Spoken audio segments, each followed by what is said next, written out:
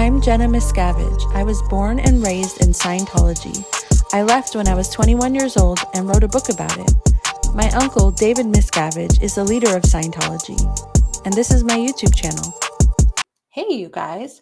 I am back today to answer another question from you guys. Today's question is a little bit complicated and awkward, but I'm going to go ahead with it because it's something that's interesting to me. And it is from Joy of Cats. And she said, would you ever consider doing a video with Sterling? I miss him on his channel and had always hoped you two would have a conversation comparing and discussing your time in Scientology. Were you ever at the ranch at the same time? So for those of you who don't know, Sterling is my brother. I actually have two brothers, Sterling and Justin, and some of my audience also watched Sterling because he had his own YouTube channel for a while where he talked about Scientology. And so people were introduced to him and got to know him and that sort of thing. So I want to give a little bit of backstory on my family and my relationship to Sterling and my other brother, Justin.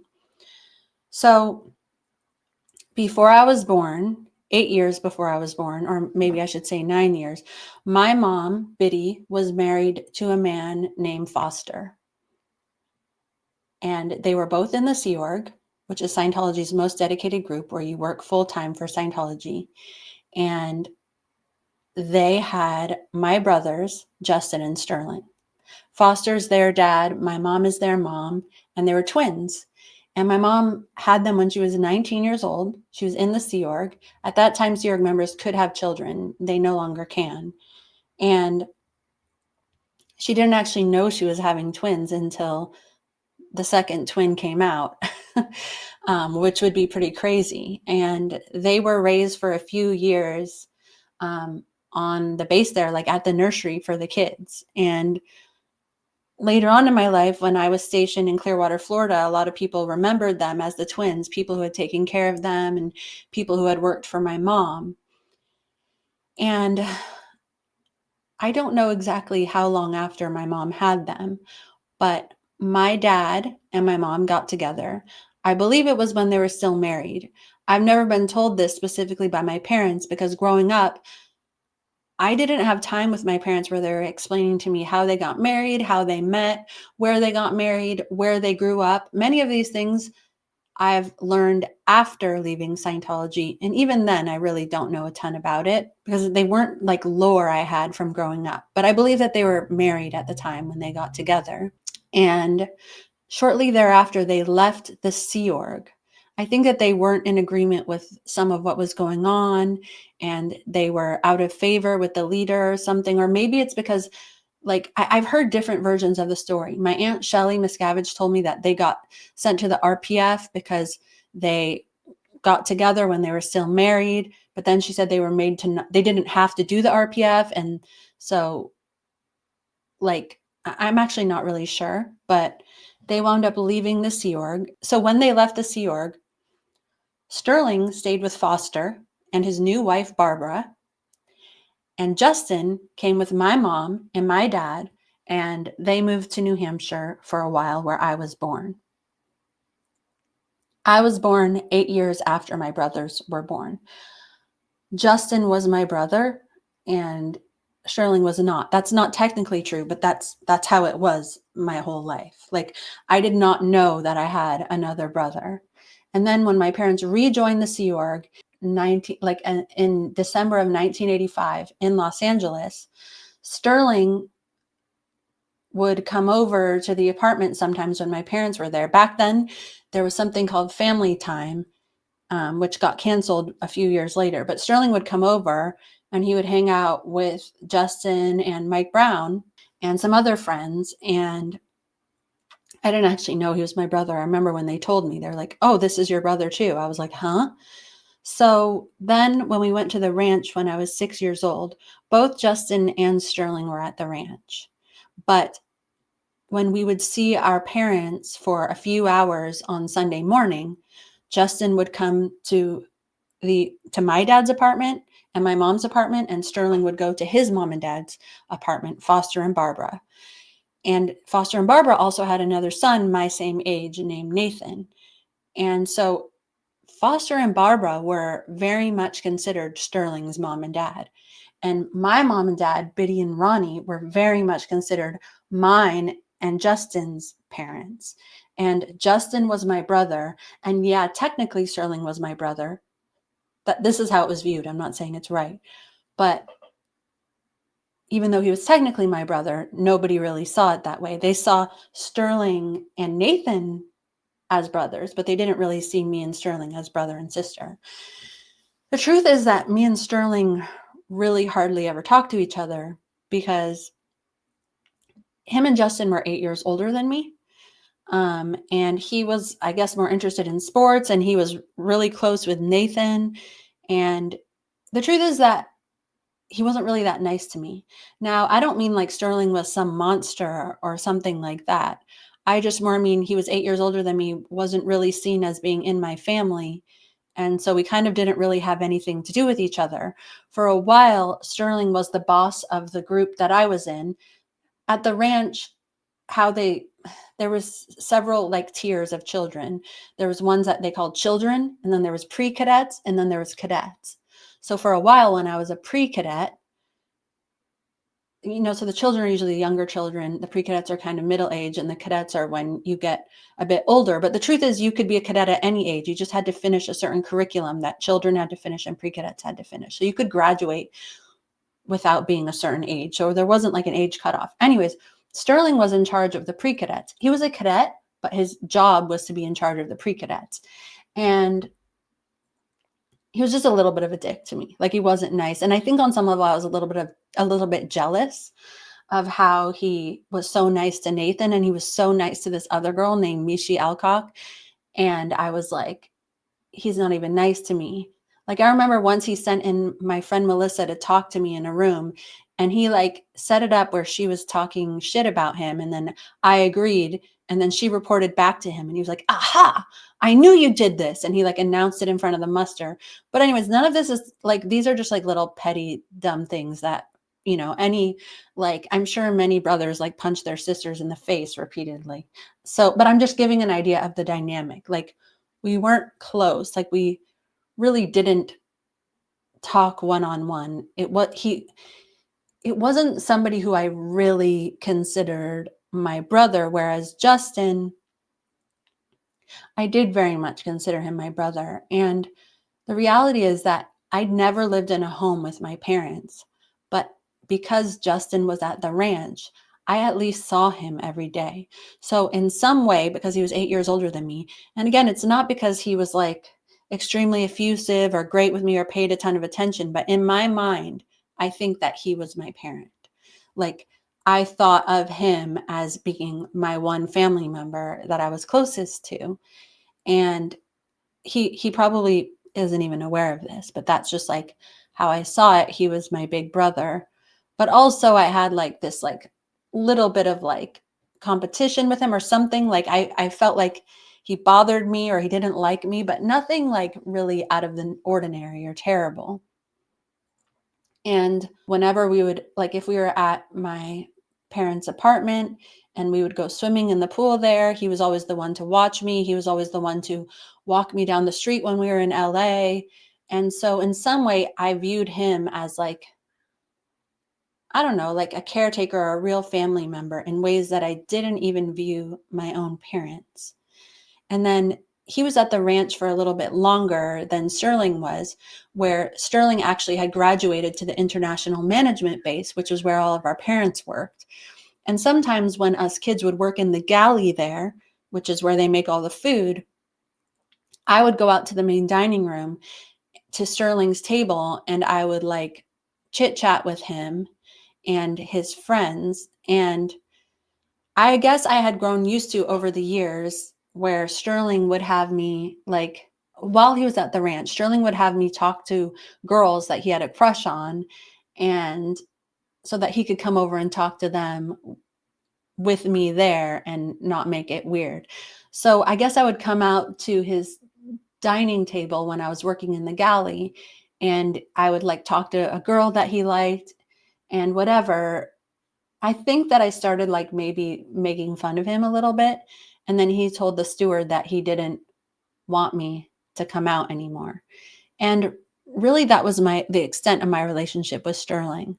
Even when my brother Justin graduated to the int base and I was still at the ranch, we still wrote letters. I still missed him a lot. And then when I eventually went to Florida when I was 12 years old, me and Justin were still writing letters to each other, where I don't think I've ever written a letter with Sterling in my life or really kept tabs on him. It was almost like we just weren't related at all. I even remember when Sterling got married at the Celebrity Center, he got married to a gal named Suzette, who I was really close with and I really liked her. He had asked some other girl to be in his wedding. And then I guess I was a little bit hurt by that, but then somehow he changed his mind to have it be me. But it's like I wasn't really his first choice. We weren't really that close. And it was almost as if I was probably more in the wedding because of Suzette, because I was close with her. And yeah. And again, this part isn't like even a criticism. It's just I'm trying to explain the dynamic between us. So when I was in Florida, from when I was 12 until I was 16, the truth is that more than I missed my parents, I missed my brother. And I really missed hearing from him. I mean, Justin. And it was really hard for me. And then one day, I would say it was when I was about 14 years old, I was at lunch in the crew dining, and a gal named Jessica, who I had known my whole life, came up to me and said, "I just saw your brother here." And I said, "No, you didn't. My brother's at the International Management Base." And she said, "No, I saw him. It was him for sure." And I said, "Well, how do you know it was him?" And she said, "Because he said his name was Justin Miscavige." And I was like, "Huh?" And she was like, "Yeah, he's on the RPF." If you don't know this from some of my other videos, the RPF it's short for Rehabilitation Project Force. And it's basically a reform program that you get put on if you fuck up and you're in the Sea Org, Scientology's most dedicated group. You have to wear all black. You cannot speak unless you're spoken to. You have to run everywhere you go. And you get put on like the heaviest work that they have, which is construction, grounds, all sorts of things, even just like dirty jobs. And you spend at least 5 hours a day being interrogated on Scientology's e-meter, which is sort of like a lie detector, where they basically interrogate you on all the bad things you've done. People stay on this program for like up to like 10 years, and you're not allowed to speak to your spouse if you have one. It's like you're the bottom of the bottom. Everybody views you as a piece of shit, and it's kind of like jail. Except in jail, they get to watch TV and can write letters to anybody. And on the RPF, you can't. And I think if you talk back, you actually have to do push-ups or do a certain number of laps. I think different RPF programs on different bases have different rules. And also you sleep in a dorm room, in this case in Florida, where the beds are like this close to each other. And I think that you only have 15-minute meals as well. And you get paid like, I think, a quarter of pay, which you need in order to buy shampoo, conditioner, and feminine products and anything like that. So I just got told that my brother was on the RPF, and I was pretty devastated. I was pretty upset by this news. And I couldn't believe that I was just hearing it from a random person who saw him, and not anybody in my family or not my guardian and not, I don't know, anybody else. And so I remember I went to see Tom DeVocht, who was my guardian at the time. And he was a very important executive in the organization that I was in. And he said he didn't know anything about it. And so after that, a representative from Religious Technology Center, his name's Elon Baram, Religious Technology Center is basically like the most senior body on the base. Like everyone was afraid of him. Everyone, like, it's like scary. You got to like be cool and be respectful, and you don't want to piss these people off because there can be bad consequences. So he basically pulled me aside and he basically showed me a letter from my Aunt Shelley. And it said, hi, Jenna, your brother is on the RPF. He had a relationship with somebody before they were married. And she was like, so he needs to do this program. While he's there, his name is Justin Tompkins, not Justin Miscavige. Justin had gone by Miscavige his entire life because my dad was his dad. So they had changed his name back to his other name so that it wasn't bad PR for my family. And while he's there, he's going to be Justin Miscavige. And she said, don't be too hard on him. He knows that he messed up and he wants to get through this program, which was kind of nice for her to give me that permission because I had no intention on being to be hard on him anyways.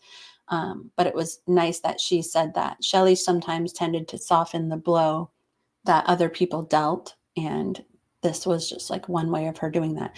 So Elon Baram, the RTC representative, showed me this letter from Shelley, and then I was just crying. Like, to be honest, I was really, really upset that my brother had to suffer the pain and embarrassment of being on the RPF. Like, it hurt me that he was in trouble, and I felt really bad for him. And the truth is that my mom had already been on the RPF for years, and I wasn't allowed to talk to her at all. And I also felt this horrible pain for her that she was having to go through this program where everyone looked down on her. And it was just like, another thing happening to someone else in my family. And this time it was my brother who I really cared about. And Elon was basically like, why are you crying? I haven't seen my sister in 5 years. I have no idea where she is. Do you see me crying? And I was like, no, sir, I don't. He was basically saying that I was letting my reactive mind influence how well I was doing my job. They called it case on post. And he was basically saying, like, yeah, there's nothing for you to cry about. If you believe in Scientology, you believe that what your brother did was wrong, that he's on the right program to fix it. And if you're not happy for that, then there's something wrong with you. And so sort of the vibe was like, shut the fuck up, or else we're going to have to start looking into you and why you're sad, because technically this should be a good thing. So you're having an inappropriate emotion, and that means that you've done something bad that you're hiding. If you empathize or sympathize with him too much, then it's probably because you've done similar things to him. That's really was the subtext in that conversation. And so I was like, yes, sir. Okay, I'm sorry. And so basically, for the next few months of my life, I knew my brother was there. I wasn't allowed to see him. And so I started devising all of these little ways that I could run into him. And I could talk to him briefly or spend time with him. And the first one of those ways was that I had heard that my brother was on the purification rundown, and that for some reason he had to do this as part of his RPF program. I don't really know why. But this program is basically a program in Scientology where you're essentially sweating out drugs and toxins. You spend 5 hours a day in a sauna. You take handfuls of vitamins. You take up to 3,000 milligrams of niacin. You run for 30 minutes before you go in the sauna, and you drink like half a cup of oil. And I think that's pretty much it. So it's like supposed to get these toxins out of your body. And I had actually done this program already before. I did it when I was 9 years old, where I was in 160-degree sauna for 5 hours a day. And I started getting bloody noses. And yeah. So, anyways, flashback to when I'm 14, I decided that I needed to get myself onto this purification rundown program again. And I did it by saying that, oh, I hadn't really finished the program earlier because I was too young and I got bloody noses and I need to redo it. This was literally my plan that I conceived so that I could see my brother and talk to him. And so I did this whole convincing thing. It probably seemed totally out of nowhere. Nobody knew why. And I got myself onto the purification program. And actually, when I was doing the Purif at that time, Lisa Marie Presley was also on the Purif with me. And, I would run into her and talk to her in the bathroom. She was very nice. she had a whole sauna to herself. So everyone else was in the other sauna, and she would have the whole fitness center to herself when she was running, because you had to run for 30 minutes. And I remember she would always play Madonna's album really, really loud. But she was really sweet. But as it turns out, all of my efforts were in vain, because apparently the RPF only did the purification rundown at night when everyone else was sleeping, because they didn't want people to see these low life losers during the day. They didn't want Scientology public to see them during the day. So they were sort of hidden away. So I got onto this program for basically no reason. And as harsh as the purif is itself, it's actually like the upside is that you get to sit in a sauna with people and just talk and read books. And so at least I was on the purif with a bunch of cool people. I remember there was one guy from Zimbabwe, and he would tell stories about witches and stuff, which I totally believed and still kind of do. And then there was another guy who wore a turban, and he would tell his own stories. And there was another guy who was a bodyguard. And so it was kind of like fun and interesting. As much as I did not like being in the sauna for that many hours, it was better than maybe having to listen to L. Ron Hubbard lectures for hours on end. Anyway, so that was my first plan, to be able to talk to my brother, which did not work. My second plan was to befriend somebody who was a training supervisor, whose name was Serge, and it's Serge Delmar, literally Serge. At this point, I had heard that he was on the RPF. He had been on the RPF with my brother, and he was the one who was doing his interrogations. And just to be clear, on the RPF, you're what's called a twin with somebody. So if they do your interrogations, you also interrogate them.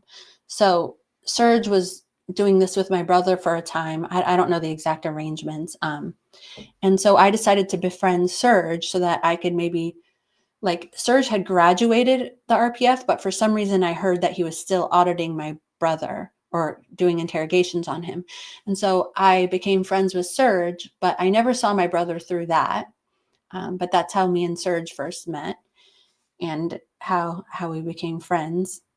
And then I would also occasionally see my brother running by when I would come out of the Scientology auditorium, and I'd be like, hi, oh my God, I want to, like, we would talk briefly, but then we would have to hide off to the side. And it was only like I could give him a quick hug.